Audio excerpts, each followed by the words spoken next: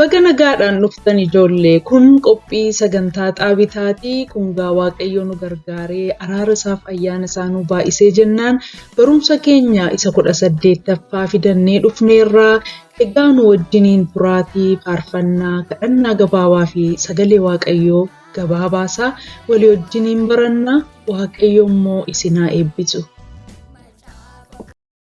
Egaa akkuma kanaan dura gochaa turre waaqayyoon kadhachuudhaan sagantaa keenya jalqabna dubbisaatii ana wajjiniin kadhadha. Waaqayyo waa'ee guyyaa har'aaf galatoomi. Tiksee keenya waan taateef eebbifami. Cubbuu keenya nuuf dhiisi. Sagalee kee nu barsiisi. Sagalee keetiin akka jiraannuuf nu gargaari.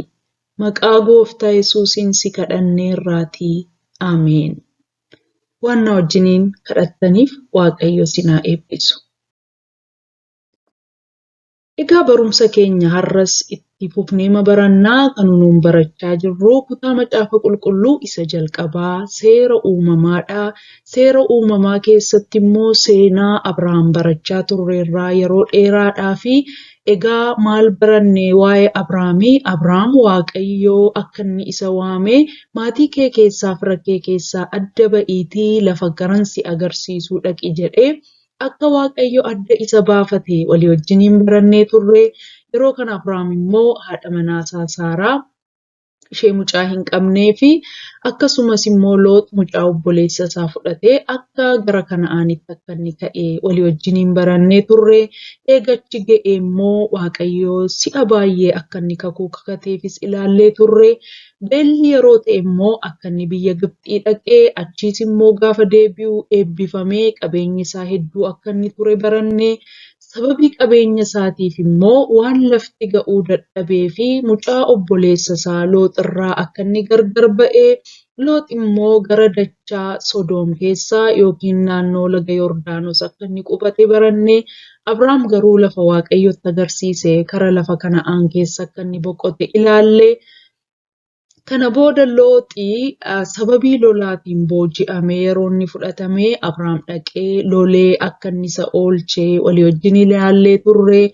Eega waaqayyo isa gargaare immoo ergamaa waaqayyoo qulqulluu luba Malkiiseedeq kan jedhamu argee akka lubi Malkiiseedeqii akka inni isa eebbisee akka inni waaqayyoonis galateeffate walii wajjiniin barannee turre. Egaa waa'ee Abrahaam waan hedduu baranneerra kanaan dura. Har'a immoo kan nuun itti fufnee barannu seera uumamaa boqonnaa 15 irratti kan argamudha. Torbee darbee seera uumamaa boqonnaa 15 keessaa barannee torbee darbee egaa yeroo baranne maal jennee? Waaqayyo waan inni jedhee hin oolu hin ta'a jenneetu walii wajjiniin baranne. Egaa Abrahaamii akkuma isinitti himee yeroo Uur keessa ture haati manaasaa Saaraan mucaa godhannee turte dhabduu turte. Eegasii Abrahaam yeroo dheeraadhaaf waaqayyo isaaf kakataa ture garuu amma ammaatti seenaa sana keessatti mucaa hin godhannee ture jechuudha. Egaa Abrahaam nama mucaa tokkollee hin qabne ture garuu waaqayyo immoo kan inni kakatuu fi maatiin kee sanyiin kee akka cirrachaa hin baa'atu saba guddaan si godha maqaa guddaan siif kenna jedhee waaqayyo akka inni kakataafii ture walii wajjiniin barannee turre. Egaa torbee darbee kan nuun haasofnee turre waaqayyo waan Abrahaamiif kakatee hin raawwate. Har'a ijoolleen Abrahaam yookiin sabni Israa'el baay'eedha. Biyya lafaarraa iddoo adda addaatti faca'anii jiru. Dhuguma waaqayyo kakuusaaf galee hin raawwate. Maqaan isaas dhuguma maqaa guddaadha. Abrahaam amantii kiristaanaa keessatti maqaa beekamaaf maqaa guddaadha jenneetu barannee turre. Har'as seera uumamaa boqonnaa 15 irratti hundoofneetu waaqayyo gaachana keenya waan ta'eef hin sodaannu jenneetu walii wajjiniin baranna. Egaa waaqayyo Abrahaamiin maal jedhee seenaa isaan gaggabaabsee isinitti himaa isin garuu dhattanii seera uumamaa boqonnaa 15 guutuu isaa dubbifachuu dandeessu.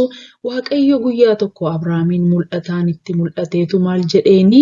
Yaa Abrahaam hin sodaatin ani gaachana keeti gatiin kee baay'ee guddaa in ta'aa ittiin jedhe.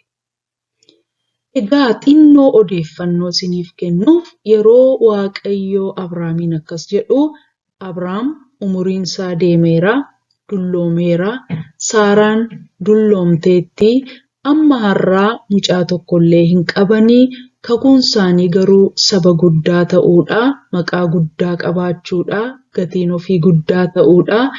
Egaa haala kana keessaa haala nama gaddisiisu yookiin immoo haala nama yaaddessu keessa ta'ee utuu inni jiru Waaqayyo deebi'eetu ani gaachana keeti hin sodaatin maqaan kee gatiin kee immoo guddaa in ta'a jedheetu Waaqayyo isaaf kakate.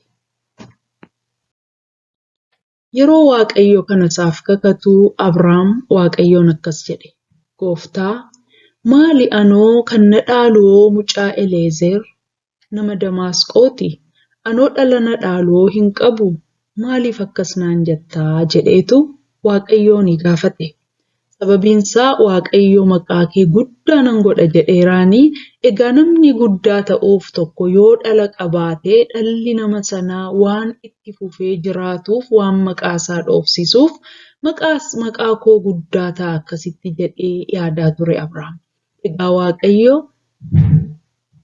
yeroon akkas isaan jedhu Waaqayyoon gaaffii gaafate maal anoo dhala tokko hin qabu kan na dhaalu soo mucaa Eleezeridha jedheetu Waaqayyoon gaafate. Jennaan Waaqayyo akkasittiin jedhe lakkii Abrahaam mucaan Eleezer sin dhaalu kan si dhaalu dhala mataa keetii kan ansiif kennudha jedheetu Waaqayyo itti dubbate. Sin dhaalu mucaan Eleezer mucaa mataa keetii kanatti godhattutu isatu si dhaalaa jedheetu Waaqayyotti deebise. Waaqayyo deebisee akkas jedheeni utuma Abrahaam nama guddaa jaarsa ta'ee jiru egaa sanyiin kee akka urjii waaqarraa hin baa'atu jedheetu ammas Waaqayyo dabalee kakuu isaaf gale. Jennaan Abrahaam Waaqayyotti amanee amanuunsaa kun immoo qajeelummaatti isaafi lakkaa'amee jedha sagalee Waaqayyo. Waan Waaqayyo jedhee haallumti isaa utuu fokkisaa ta'ee jiru, haalli isaa utuu waan abdii nama kutachiisu ta'ee jiru, inni garuu Waaqayyo hin danda'a jedheetu Waaqayyotti amanee innis immoo qajeelummaatti isaaf lakkaa'ame. Egaa Abrahaam Waaqayyoon itti fufeetu gaaffii gaafatee maal jedhee ani biyyicha dhaala koo godhachuuf akkan jiru maaliinan beekaa jedheetu Waaqayyoon ammas gaafate. Waaqayyo irraa dhugumaan mirkaneeffachuu barbaade yookiin immoo ragaa Waaqayyo irraa barbaadeetu Waaqayyoon kana gaafate. Yeroos Waaqayyo qalma aarsaa anaaf dhiyeessii jedheetu Abrahaamiin isa abboome. Egaa bara durii kakuu moofaa keessatti namoonni yeroo Waaqayyoon waaqessanii aarsaa dhiyeessaniitu cubbuu isaaniif araara argatu akkasumas immoo ulfina Waaqayyoof qaban kabaja Waaqayyoof qaban galateeffannaa isaaniis aarsaadhaan mul'isuu turan. Amma garuu bara kakuu haaraa keessatti gooftaan Yesuus waa'ee cubbuu keenyaaf takkaa aarsaa waan ta'eef aarsaa akkasii dhiyeessuun hin jiru. Egaa Waaqayyo immoo bara kana kan inni nurraa barbaadu akka Roomee 12 irratti barreeffamee jiru jireenya keenya isaaf bichisiisnee jireenya keenya inni qajeelaan akka inni waaqeffannaa ta'utti sagalee Waaqayyoo nu barsiisa. Egaa Abrahaamis hin abboomame akkuma fakkii kanarratti argitanii aarsaa sana hin qopheesse yeroo allaattiin adda addaa foon sana nyaachuuf dhufan immoo irraatii ari'e.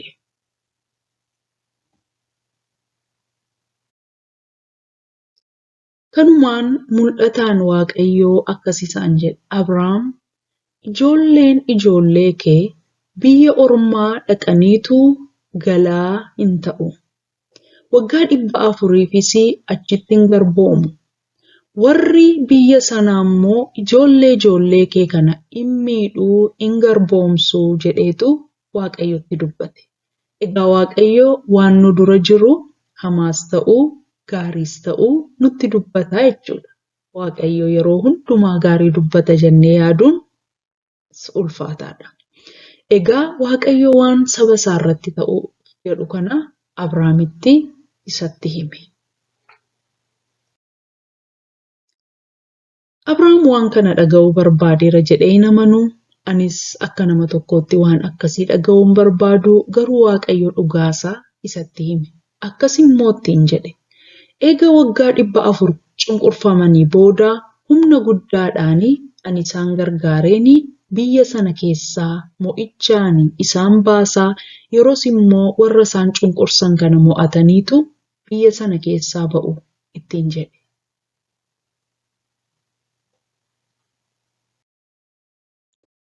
Kanumaan waaqeffannaan Abrahaam yookiin immoo kakuun Waaqayyoo fi Abrahaam gidduu jiru mirkanaa'uu isaa kan mul'isu abidda ergeetu Waaqayyoo aarsaa sana simatee jechuudha. Egaa yeroo Waaqayyoo Abrahaamiif Saaraatti kana himu, isaan akkuma fakkii irratti argitan namoota gurguddoo jaarsaa fi jaartii turan. Waaqayyo garuu haala ilaaleetu hin ta'in Waaqa hundumaa gochuu danda'u waan ta'eef sin eebbisaa, sanyiin kee akka urjii baa'atu jedheetu nama mucaa tokko hin qabnetti Waaqayyo kana dubbate. Utuu nama ijoollee 10 qabu ta'ee Waaqayyo sin eebbisa yeroo jedhuun baay'ee nama hin dhibu. Garuu nama mucaa tokkollee hin qabnee fi Waaqayyo sin eebbisaa, ijoolleen kee hin baa'atu yeroo jedhu gaaffii namatti ta'a. Garuu Waaqayyoo fi waan hundumtuu danda'amaadha. Egaa inni Waaqayyo Abrahaamitti hime dhuguma sabni Israa'el kara biyya Gibxii dhaqanii galaa ta'aniiru. Dhuguma sabni Israa'el waggaa 400 cunqurfamaniiru yoo jettan eeyyeeni sagalee Waaqayyoo keessatti kun barreeffamee jira. Seenaa Musee, seenaa Yoosef yeroo barannu kun dhugumaan akka inni ta'ee darbee walii wajjiniin ilaalla. Waaqayyo immoo yoo nu gargaaree ayyaana isaa nu baay'ise fuulduratti isallee walii wajjiniin baranna. Ammas gaa Waaqayyo waan inni Abrahaamiif kakate hundumtu utuu hin hafiin raawwatameera. Egaa barumsa kanarraa maal barannaa yoo jennee luqqisii isa jalqaba irratti barreeffamee ture irraa maal barannaa yoo jennee Waaqayyo Abrahaamiin maal jedhee ani gaachana keetiiti hin sodaatin ittiin jedhe. Egaa nuuf immoo har'a seenaan Abrahaam kun kan inni nuuf barreeffame Waaqayyo gaachana keenya ta'uusaa barree akka nuun hin sodaanneefidha. Gaachana jechuun maalidha ijoollee? Gaachana beektu jedhee yaada. Gaachanni lafa lolaa waan fudhannee dhaqnudha. Lafa lolaatti bara namoonni eeboodhaan yookiin xiyyaan wal lolanii gaachana fudhatanii adeemu. Gaachana kana immoo kan isaan qabatan laphee isaanii, mataa isaaniittidha. Sababiinsaa iddoo sana yoo rukutaman ooluu waan hin dandeenyeef laphee isaanii fi mataa isaaniitti qabataniitu yeroo baay'ee eeboof xiyyaa ittiin ofirraa dabarsu. Waan tokko immoo waa'ee gaachanaa kanan jechuu barbaadu gaachanni baay'ee waan jabaa ta'e irraa hojjetama. Egaa gaachanni eeboo hin gashuu, xiyya hin gashuu, kanaaf waan jabaa ta'e irraa hojjetamaa jechuudha. Kanaaf gaa Waaqayyo Abrahaamiin maal jedheeni ani gaachana keeti jechuusaati. Egaa xiyyarraa, lola adda addaarraa, waan si miidhuu dhufurraa, waan si waraanuu dhufurraa ani sin oolchaa, ani gaachana keeti jedheetu Waaqayyo Abrahaamiif waadaa seene. Akkasumas immoo Waaqayyo maal jedheeni hin sodaatin.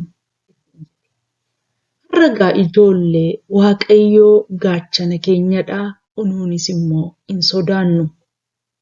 Biyya lafaa kana keessa yeroo jirtan waan baay'ee sodaachuun hin danda'ama. Waan nama sodaachisu baay'ee dhageenya, waan nama sodaachisu baay'ee argina, waan nama sodaachisu keessa baaneetu galla dhugaa dubbachuuf taanaan. Garuu kana hundumaa keessatti waan tokko wanti nu yaadachuu qabnu Waaqayyo gaachana keenya akka inni ta'ee fi yeroo hundumaa immoo sodaachuu akka hin qabne baruu qabna jechuudha. Kanaaf ijoollee Waaqayyoo gaachana keessanidha. Waan hamaarraa isin eegaa, isin tiksaa, kanarraa kan ka'e immoo sodaachuu hin qabdan. Akkasuma anaafis Waaqayyo gaachana kooti. Waan hamaa hundumaarraa immoo akka inni na baraaru amantii guddaan qaba. Egaa barumsi nuti har'aaf qabnu kanuma irratti raawwata. Waan nu dhaggeeffattaniif Waaqayyo isin haa eebbisu. Luqqisii kana qabadhaa. Waaqayyo gaachana kooti, hin sodaadhu jenneetu yeroo hundumaa isa yaadachuu qabna. Waaqayyo isin haa eebbisu. Itti fufuudhaan faarfannaa kanaa wajjiniin wal qabatee jiru faarfannaa nu dhaggeeffadhaa.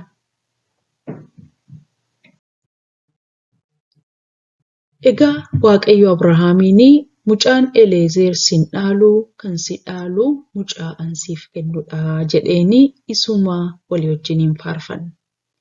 Nan dhaalu kan diinni naan jedhee nan dhaalu